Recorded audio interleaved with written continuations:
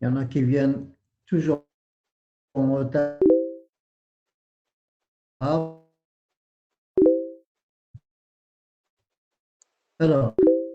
c'est bon, tout le monde, je partage, tout le monde regarde, voit avec moi le fichier, hein, Word, les lois de Kirchhoff. Allez, répondez-moi.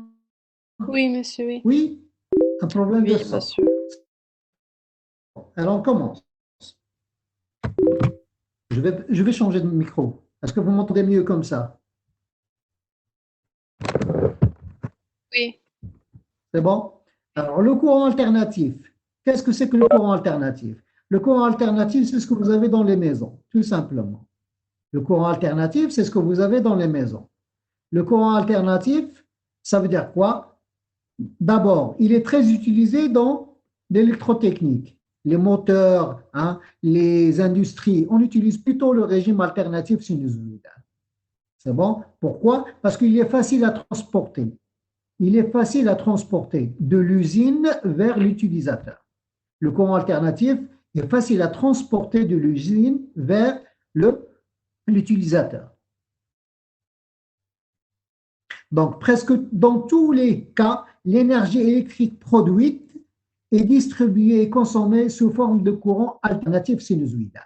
Vous voyez? Donc, on produit de l'énergie électrique sinusoïdale, alternative sinusoïdale. Toujours, on a des alternateurs qui tournent avec des aimants et on produit ce courant alternatif. Le courant continu, on peut pas le produire.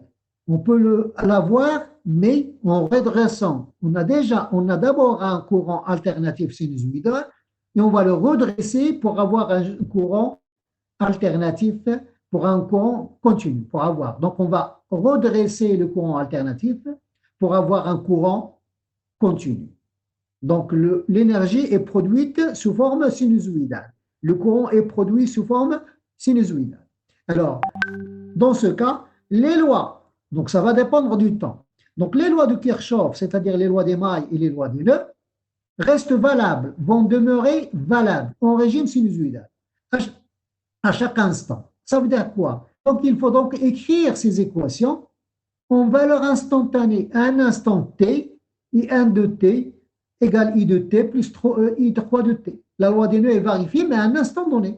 Et résoudre les équations différentielles des problèmes électrostatiques. C'est-à-dire quoi? Ben, on va les résoudre à l'instant t donné, à un instant t1 donné. Donc, toutes les lois, et même les théorèmes, on va voir, théorème de Norton, Pouillet, diviseur de tension, diviseur de courant, théorème de Norton, théorème de Thevenin, restent valables. C'est bon? Alors, avant de commencer, je vais voir d'abord qu'est-ce que c'est qu'une les grandeurs périodiques. Introduction, les grandeurs périodiques. Alors, la tension alternative sinusoïdale, je peux très bien avoir une tension alternative, mais qui n'est pas sinusoïdale. Par exemple, celle-ci, en dents de scie. Hein? En dents de scie, je ne peux pas avoir une.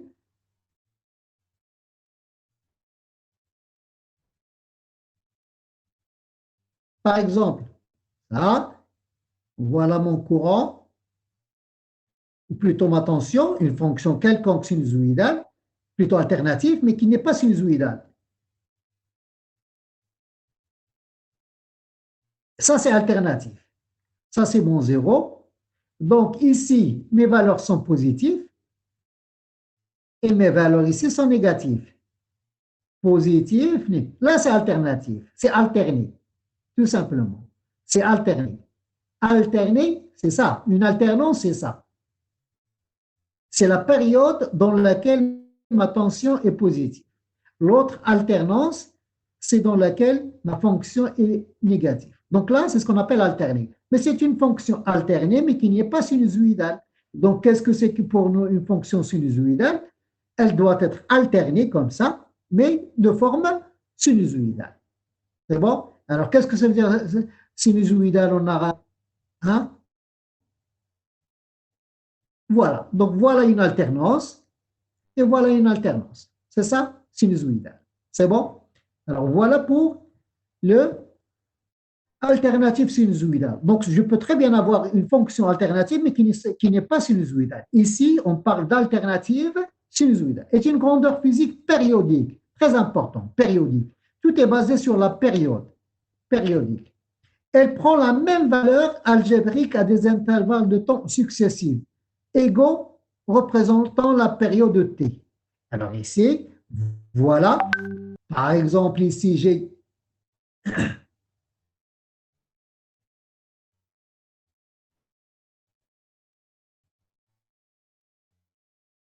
je prends un point ici, voilà la période, la même état, même état. Ici, regardez, même état. C'est bon? Là, c'est tout simplement la période. Alors, ma fonction prend toujours les mêmes valeurs. À quel instant? Si je prends f de t, ben, j'aurai la même chose entre f de t et plus dt. Voilà une fonction périodique. Là, par exemple, ce sera f de t. Et ici, c'est quoi? C'est ma valeur à f de t plus grand T. Les mêmes valeurs. J'aurai les mêmes valeurs. Regardez, si je trace, je prends la même valeur. Voilà. Ça, c'est ce qu'on appelle une fonction périodique. Donc, vous savez ce que c'est qu'une fonction périodique. Donc, elle admet une période. Si elle admet une période, elle admet toute, une pulsation, une fréquence, etc. Alors, elle prend la même valeur algébrique à des intervalles de temps successifs, égaux, représentant chacune plutôt, représentant les intervalles. La période T de cette tension. Une grandeur sinusitale peut se mettre sous la forme. Vous regardez plusieurs formes. Soit je prends le sinus, par exemple ici, U égale UM sinus oméga T plus phi, que je peux écrire U racine de 2 sinus oméga T plus phi. Avec la valeur U qu'on va voir, c'est ce qu'on appelle la valeur efficace.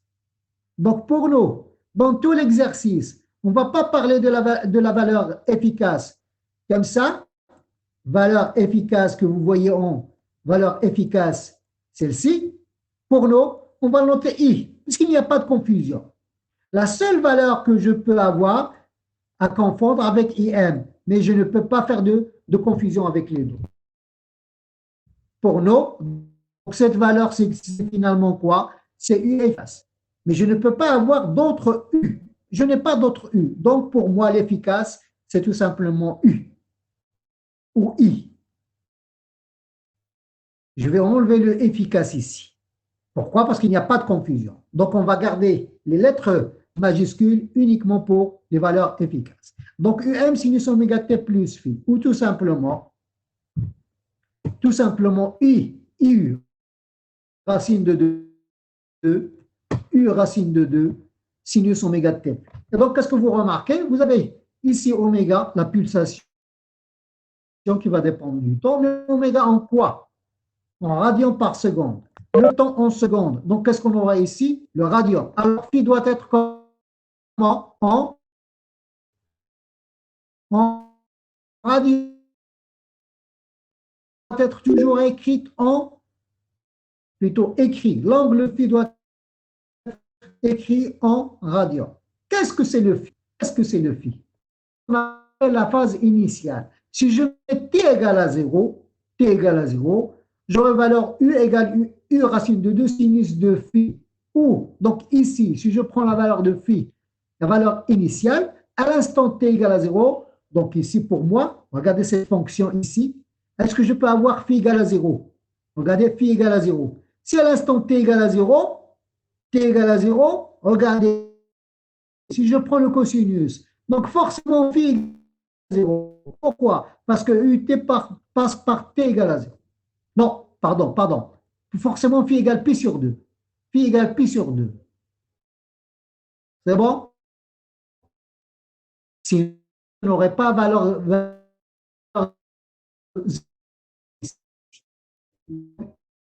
t égale m cosinus oméga t plus pi sur 2. Donc forcément, phi égale pi sur 2. C'est ce qu'on appelle la phase à l'origine. La phase à l'origine. Quelle origine? L'origine des temps. Alors, je vais écrire, par exemple, ça.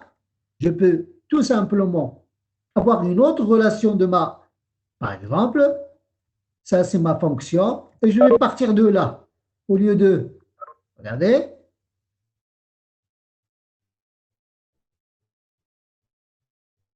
voilà l'alternance. Donc cette valeur, c'est finalement quoi?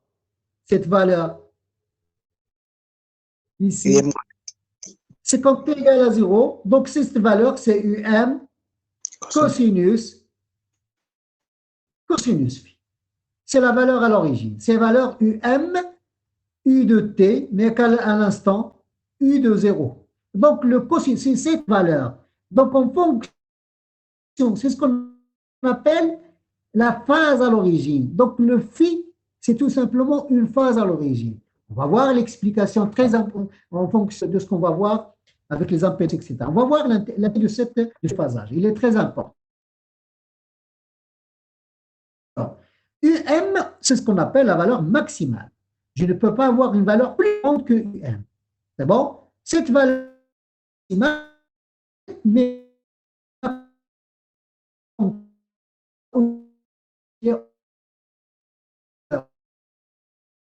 Monsieur, il y en a un problème de son.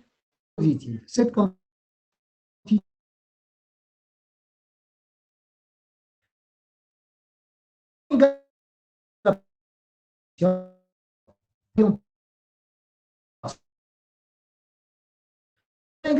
c'est à l'instant T. Quelle est la phase à l'instant T? Il y a Monsieur, oméga. on n'entend Donc ça, rien. c'est la phase à l'instant T.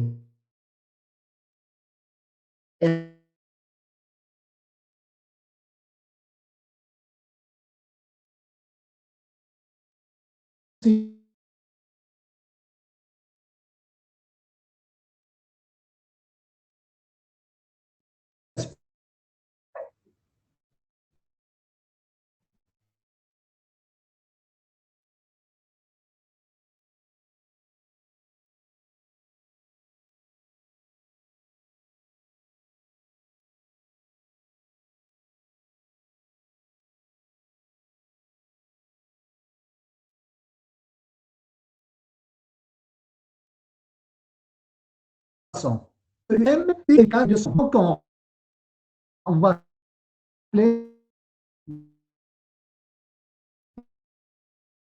Monsieur, taille de mesure.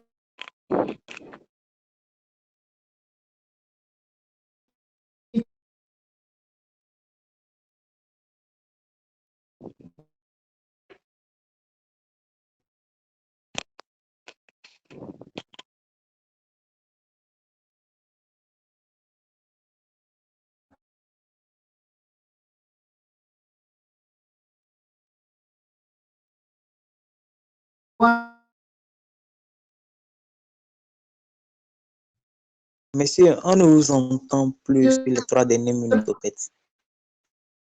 monsieur, on n'entend rien.